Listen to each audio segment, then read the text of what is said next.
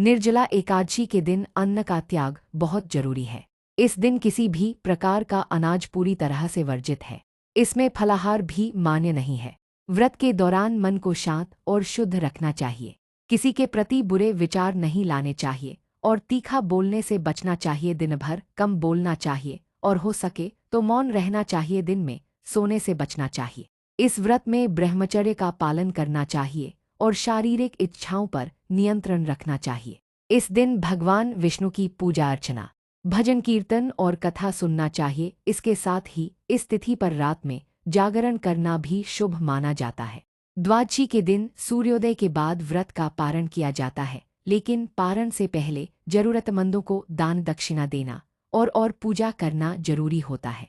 व्रत के दौरान क्रोध और लोभ जैसे नकारात्मक विचारों से दूर रहना सबसे जरूरी और अनिवार्य है, अन्यथा व्रत का लाभ नहीं मिलता।